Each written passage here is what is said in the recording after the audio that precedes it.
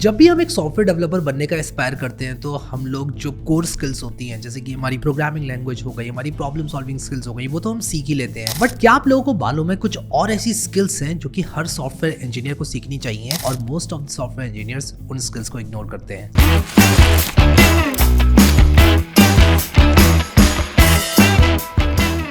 तो पहली स्किल की मैं बात करूंगा जो कि है प्रॉब्लम सॉल्विंग। मैंने देखा है कि बहुत सारे प्रोग्रामर्स डायरेक्टली कॉन्सेप्ट पर जाते हैं, बहुत अच्छी बात है, सिंटेक्स को सीखते हैं, वो भी बहुत अच्छी बात है, और बहुत सारी क्वेश्चंस को सॉल्व करते हैं। But it should not be about solving just few questions. आपका जो माइंडसेट होना चाहिए वो होना चाहिए प्रॉब्लम सॉल्विंग का। तो आपको जो स्किल बिल्ड करनी है वो है प्रॉब्लम सॉल्विंग की स्किल। क्या आप एक ऑर्गेनाइजेशन की एक पर्टिकुलर यूज केस पर आने वाली प्रॉब्लम को सॉल्व कर सकते हैं कि नहीं कर सकते हैं? That is the only thing that matters. क्योंकि जब भी कोई ऑर्गेनाइजेशन आपको हायर करती है वो आपको फॉर कोडिंग हायर नहीं करती है, वो आपको फॉर प्रॉब्लम सॉल्विंग हायर करती है। एक ओवरऑल प्रॉब्लम को आपको सॉल्व करना है। तो आप अगर ये सोचोगे कि यार मेरा काम है सिर्फ कोड लिखना, अब ये कोड क्या करता है मुझे नहीं पता, तो वो माइंडसेट अच्छा नहीं है। आप लोगों को एक प्रॉब्लम सॉल्विंग माइंडसेट के साथ आगे बढ़ना है। आपको समझना है कि एक ऑर्गेनाइजेशन के पास बॉटलनेक क्या है। क्या एक ऑर्गेनाइजेशन के पास बहुत सारे सर्वर्स हैं स्टोर करने के लिए डेटा? अगर मान लो आंसर है नो, तो आप लोगों को उनके लिए डेटा एफिशिएंट सॉल्यूशन बनाना है। क्या ऑर्गेनाइजेशन में कोई ऐसा कंस्ट्रेंट है कि अगर बहुत सारी बैंडविड्थ जा रही है, in terms of the network bandwidth मैं बात कर रहा हूं, तो उनको बहुत ज्यादा कॉस्ट आएगी?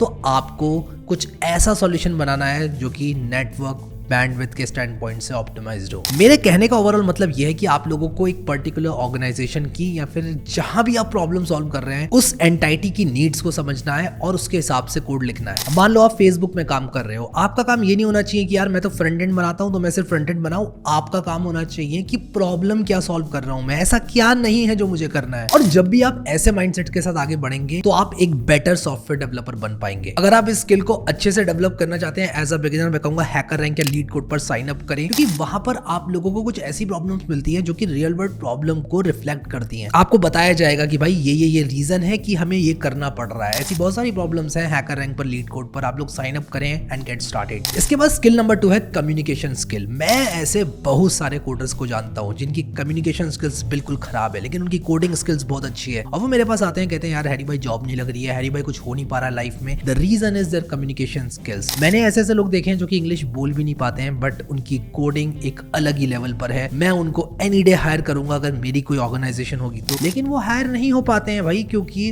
उनकी कम्युनिकेशन स्किल बिल्कुल अच्छी नहीं है। जरा सोचो कि यार आपके जो वर्ड्स हैं उनके प्रोनाउंसिएशन ही ठीक नहीं है, आप कुछ बोल रहे हो, आपको हैज हैड का भी कोई अंदाजा नहीं है कि कहां पर हैज बोलना है, कहां पर वॉज बोलना है और वर्ब बोलना है। बेसिक ग्रामर आप लोगों की ऑन पॉइंट नहीं है और आप जाते हो एक सॉफ्टवेयर डेवलपर की जॉब को अप्लाई करने। That is something I would not recommend. जब तक आपकी कम्युनिकेशन स्किल्स ऑन पॉइंट नहीं है, आप लोगों को जॉब मिलना बेहद मुश्किल हो जाएगा। या फिर जो जॉब आप डिजर्व करते हो, अगर आप बड़ी ऑर्गेनाइजेशन में एक हाई पेइंग जॉब डिजर्व करते हो तो शायद वो आपको ना मिल पाए। देखो गाइस, किसी भी ऑर्गेनाइजेशन में writing code is 50% of your job, बाकी 50% है कम्युनिकेट करना। और कम्युनिकेशन स्किल का मतलब सिर्फ इंग्लिश नहीं होता है, आप अपनी भावनाओं को कितनी अच्छी तरह से व्यक्त कर पा रहे हो, ये भी कम्युनिकेशन स्किल का एक पार्ट है। अगर आप एक ऐसे इंसान हो जिसके साथ क्लाइंट बात करता है और कहता है कि हाँ भाई ये बंदा जो बोल रहा है वो मेरे पल्ले बढ़ रहा है, मेरे को समझ में आ रहा है, then you are a good communicator और वही आपको बनना है। आप जब एक ऑर्गेनाइजेशन में काम करते हो या फिर एज अ फ्रीलांसर भी काम करते हो तो आपकी 50% ऑफ द जॉब है to communicate with people, to express what you can do and how you can provide solution to them. Strong communication skills ensure करती हैं कि everybody is on the same page. अगर आप लोग working है किसी organisation में तो मैं रिकमेंड करूंगा आप लोगों को टू लीड द कन्वर्सेशन। हमेशा लीड करो कन्वर्सेशन को, फॉलो अप क्वेश्चंस पूछो, करेक्ट फॉलो अप क्वेश्चंस पूछो, सिली फॉलो अप क्वेश्चंस नहीं पूछना है। कभी कभी सिली फॉलो अप क्वेश्चंस पूछने की वजह से भी आप एक बैड कम्युनिकेटर बनते हो कि यार बात चल रही है कि यार कौन सी वेबसाइट बनाना है और आप कह रहे हो कि यार ऐप बनानी है क्या, या अगर हम लोग ऐप बनाएंगे तो कलर क्या रहेगा हमारे आइकन। मतलब सिली क्वेश्चंस नहीं पूछना है। You got the point. जब भी आप ऐसे लोगों से बात कर रहे हैं जो कि बिजनेस को समझते हैं लेकिन वो शायद कोडिंग को नहीं समझते, तो उनको एनालॉजीज दो, उनको बताओ कि भाई देखो ये कोडिंग इस तरह से, डॉकर इस तरह से, कुबरनेटिस इस तरह से। अगर वो सब टर्म नहीं समझते और आप उनको सिंपल भाषा में समझा पाते हो, you are a good communicator, value बढ़ेगी भाई आपकी। इसके बाद मेरा जो स्किल नंबर 3 रहेगा जाएगा वो होगा use of AI plus learning mindset. सबसे पहले तो आपको एआई को यूज करना है, जो कि हम में से अराउंड 90% लोग तो करते ही करते हैं, बट उसी के साथ साथ है लर्निंग माइंडसेट। मैंने देखा ऐसे बहुत सारे लोग जो कि काम करते हैं इंडस्ट्री में, सीनियर सॉफ्टवेयर डेवलपर्स बन गए हैं, वो कहते हैं भाई मुझे सीखने की जरूरत नहीं है, मैं पाइथन डेवलपर हूँ, मुझे डीएसए आती है, मुझे सिस्टम डिजाइन आती है, अब मुझे कुछ भी सीखने की जरूरत नहीं है। ऐसा उनका माइंडसेट होता है, ऐसा वो बोलते नहीं है, उनका माइंडसेट कहीं ना कहीं ऐसा होता है। और वो कहते हैं कि यार अब मुझे यार ये सीखने की क्या जरूरत है, मुझे गेम डेवलपमेंट सीखने की क्या जरूरत है, अच्छा मर्न स्टैक अभी पॉपुलर है यार, मैं तो यार जेंगो से बनाता हूँ तो मेरा काम चल जाता है। नहीं भाई, इस इंडस्ट्री के अंदर टिकना है ना अगर, तो लर्निंग माइंडसेट होना चाहिए। और एआई का इस्तेमाल करके आप क्या कुछ नहीं लर्न कर सकते हो यार, बस आपके पास लर्निंग माइंडसेट होना चाहिए। और एआई तो यार आपके लैपटॉप पे है ही, आप chatgpt.com पर जाओ, आप जेमिनाई पर जाओ, कहीं पर भी जाओ यार, बहुत अच्छे अच्छे एआई मॉडल्स हैं आजकल। क्लॉड इवन वर्क्स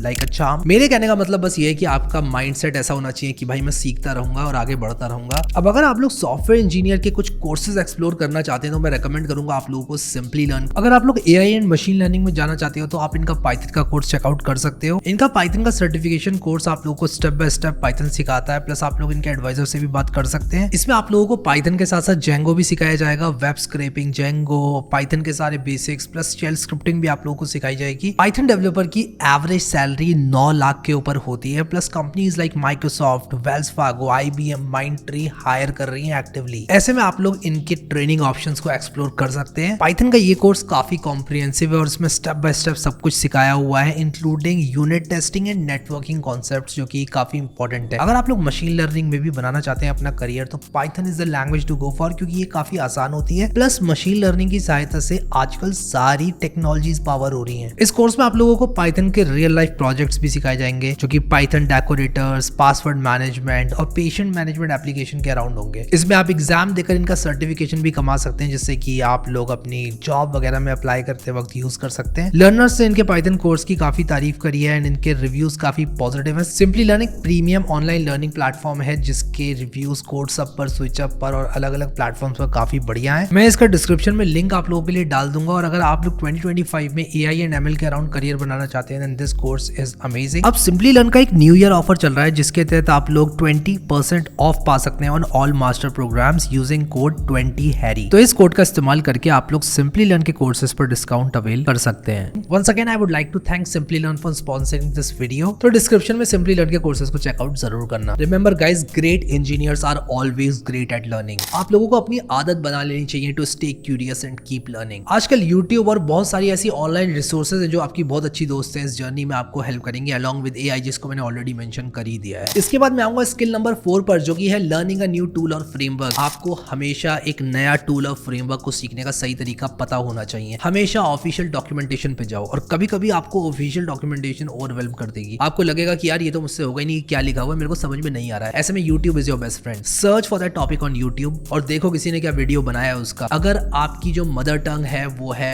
मान लो बंगाली, या फिर आपकी मदर टंग तेलुगु है, हिंदी है, you don't always have to watch English tutorials. ऐसा मेरा मानना है कि यार अगर आपको अपनी मदर टंग में अच्छा समझ में आता है then you can start by watching that video, और उसके बाद you can always go for English tutorials अगर आपके पास एक अच्छा रीजन हो तो। मे बी जो ऑफिशियल डॉक्यूमेंटेशन है उसके अंदर कुछ वीडियोस हैं जो कि इंग्लिश में हो, हाँ तब that is a good reason to watch English videos. But अगर आपको आपकी मदर टंग में समझ में आता है अच्छे से देन आई वुड से कि यार गो फॉर दैट। एक नए टूल या फ्रेमवर्क को सीखने के लिए आप लोगों को सीखना चाहिए, प्लस आप लोगों को उसको इंप्लीमेंट करना चाहिए अपने लैपटॉप पर, तभी आप कर पाओगे। जब तक आप खुद से नहीं करोगे ना चीजों को, तब तक आप नया टूल और फ्रेमवर्क नहीं सीख पाओगे। हमेशा टूल्स एंड फ्रेमवर्क्स की क्विक स्टार्ट गाइड्स की तरफ जाएं अगर आप लोग स्टार्ट करना चाहते हैं एक नए टूल या फ्रेमवर्क के साथ। इसके बाद स्किल नंबर 5 जिसकी मैं बात करना चाहता हूं वो है सिस्टम डिजाइन। सिस्टम डिजाइन एक ऐसी स्किल है जिसको बहुत सारे लोग इग्नोर कर देते हैं, but it is one of the most important skills that you should learn in 2025। जैसे जैसे आप लोग अपने करियर में आगे बढ़ेंगे आप लोगों के लिए इंपॉर्टेंट हो जाता है ये जानना कि कैसे स्केलेबल सिस्टम्स को बनाया जाता है, कैसे ऐसे सिस्टम्स को बनाएं जो कि एक ऑर्गेनाइजेशन या कंपनी का पैसा बचाएं, या अगर आप ही अपनी कंपनी ऑर्गेनाइजेशन के ओनर है तो अपना पैसा कैसे बचाएं। डेटाबेस स्कीमा से लेकर लोड बैलेंसिंग तक किस तरह से डिजाइन करना है ओवरऑल ऐप को, ये आपको आना चाहिए। सिस्टम डिजाइन को सीखने के लिए tons of books and resources हैं, but it is something that you should definitely consider to learn. तो start with the basics and build from there. So guys, ये थी कुछ 5 स्किल्स जो कि मैं आप लोगों को रिकमेंड करना चाहूंगा इन 2025।